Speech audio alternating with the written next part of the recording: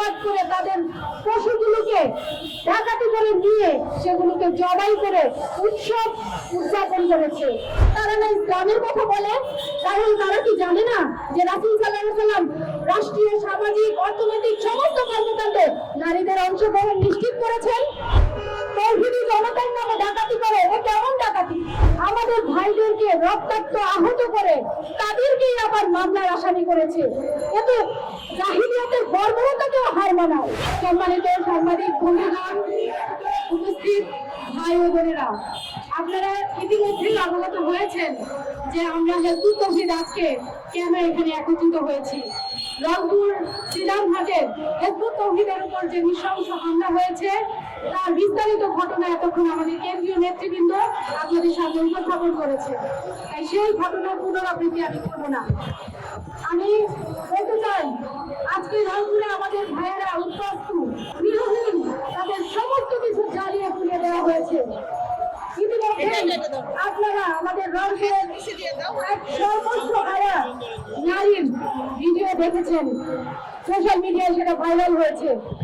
কিভাবে তিনি আত্মনাদ করছেন, ওনার ঘর বাড়ি সমস্ত কিছু জ্বালিয়ে ভস্মীভূত করে ওনার নিজ হাতে পালা গোয়ালের গরু, বাছুর সমস্ত কিছু ডাকাতি করে নিয়ে যাচ্ছে তারা। এ কেমন ডাকাতি? ডাকাত তো রাতে অন্ধকারে ডাকাতি করে, কিন্তু দিন দাহারে জনতার সামনে মানুষের সমস্ত কিছু ছিনিয়ে নিয়ে তাদেরকে নিঃস্ব করে যায়। এ কেমন ডাকাতি? তৌহিদি জনতার নামে ডাকাতি করে, এ কেমন ডাকাতি? আমরা আয়ানি জাহিলিয়াতের ইতিহাস পড়েছি, সেখানে দেখেছি যে সেই বর্বর জাতিরা অন্যের সম্পদ হিংস্র জঙ্গির মতন অন্যের সম্পদ লুট করে সেইটার আনন্দ উৎসব প্রকাশ করেছে, উৎসবের নামে উন্মাদনা তারা প্রকাশ করেছে। রংপুর শ্রীরামঘাটে হেফাজত তৌহিদের হামলার ঘটনা যেন তারই পুনরাবৃত্তি আমরা দেখতে পাচ্ছি। তারা আমাদের ভাই বোনদের বসতবাড়ি সমস্ত কিছু জ্বালিয়ে পুড়িয়ে লুটপাট করে তাদের পশুগুলোকে ডাকাতি করে নিয়ে সেগুলোকে জবাই করে উৎসব উদযাপন করেছে, উৎসবের নামে উন্মাদনা প্রকাশ করেছে। আমাদের ভাইদেরকে রক্তাক্ত আহত করে তাদেরকেই আবার মামলার আসামি করেছে। এ তো জাহিলিয়াতের বর্বরতাকেও হার মানায়। তোমরা ডাকাতি করবা, তাহলে মিথ্যা কথা কেন বললা? হেফাজত তৌহিদের নারীদের ব্যাপারে কেন অপবাদ দিলা? তোমরা কেন বললা যে হেফাজত তৌহিদ নারীদের পেছনে নামাজ পড়ে? হেফাজত তৌহিদ নারীদের পেছনে নামাজ পড়ে এমন একটা প্রমাণও কি তোমরা দিতে পারবে? পারবে না। মিথ্যাবাদী, ভণ্ড, প্রতারক ধর্ম ব্যবসায়ী দল নিজেদের নামটা প্রকাশ করার হিম্মত পর্যন্ত রাখে না। তৌহিদি জনতার নামে নিজেদের সমস্ত অন্যায়কে জায়েজ করে নিয়ে তারা। আমার কথা হচ্ছে, আমি মাননীয় সরকারের প্রতি দৃষ্টি আকর্ষণ করে বলতে চাই, আজকে রংপুর শ্রীরামঘাটে আমাদের নারী শিশুরা নির্মম কষ্টের মধ্যে তারা দিনাতিপাত করছে, জীবনযাপন করছে।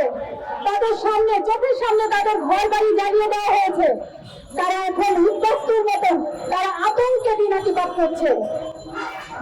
এই পরিস্থিতিতে যদি এই ঘটনার সুষ্ঠু বিচার করা না হয়, এই আমাদের নারীদের উপর হামলার যদি সঠিক প্রতিবাদ না করা হয়, তাহলে বাংলার কোনো নারী আর নিরাপদ থাকবে না। আমাদের নারীরা, আমাদের হেফাজত তৌহিদের বক্তব্য কি? আমরা আমাদের অপরাধটা কোথায়? আমরা আমাদের আন্দোলনের সমস্ত কর্মকাণ্ডে নারীদের অংশগ্রহণ নিশ্চিত করে থাকি। এটাই আমাদের অপরাধ, এটাই আমাদের অন্যায়। তারা না ইসলামের কথা বলে, তাহলে তারা কি জানে না যে রাসূল সাল্লাল্লাহু আলাইহি ওয়াসাল্লাম রাষ্ট্রীয়, সামাজিক, অর্থনৈতিক সমস্ত কর্মকাণ্ডে নারীদের অংশগ্রহণ নিশ্চিত করেছেন? যুদ্ধের ময়দানে পর্যন্ত তিনি নারীদেরকে নিয়ে গেছেন। তাহলে আমরা তো রাসূলের দেখানো পথেই কর্মকাণ্ড পরিচালনা করছি, তাহলে তারা আমাদের ব্যাপারে এই ধরনের সহিংস কর্মকাণ্ডে লিপ্ত হলো কেন? সম্প্রতি জুলাই বিপ্লবে আমরা দেখেছি নারীদের অংশগ্রহণ এই আন্দোলনকে বেগবান করেছে, সফলতার দ্বারপ্রান্তে নিয়ে গেছে। অথচ আজকে যখন হেফাজত তৌহিদের নারীরা সমস্ত আন্দোলনের কর্মকাণ্ডে তারা শালীনতার সাথে অংশগ্রহণ করছে, মসজিদে যাচ্ছে, জুমায় যাচ্ছে, ঈদের সালায় অংশগ্রহণ করছে, তখন তারা এই উগ্রবাদীরা বলে থাকে যে হেফাজত তৌহিদের নারীরা বেপরোয়া হয়ে গেছে। কোথায় দেখেছে হেজবুত তৌহিদের নারীদেরকে বেপরদা? প্রমাণ দিতে পারবা? একটা প্রমাণও দিতে পারবে না। রংপুরের সিদ্ধার্থে হাজার হাজার নারী কর্মী হেজবুত তৌহিদের কাজ করে। কেউ বলতে পারবে না যে হেজবুত তৌহিদের কোনো নারী সদস্য অশ্লীল কাপড় করে তারা কর্মকাণ্ড পরিচালনা করছে বা কাজ করছে। কিন্তু আমরা প্রমাণ দিতে পারবো যে তোমরা হেজবুত তৌহিদের নারীদের নামে যা বলো তার সমস্ত মিথ্যা বলো, তার সমস্ত অপপ্রচার।